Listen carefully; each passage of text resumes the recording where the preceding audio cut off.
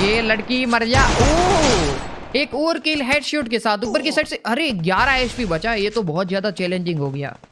ऊपर वाले बंदे ने हमें ना हेडशॉट मारा था क्योंकि हमारे पास सिर्फ और सिर्फ 11 एचपी बचा था। और मेडिकेट मार के अभी के लिए तो हम जिंदा है। हेलमेट कर लेते हैं रिपेयर। अभी ना ऊपर वाले बंदे से हमें बच के रहना होगा। अरे भाई क्या डैमेज दे रहा है बंदा।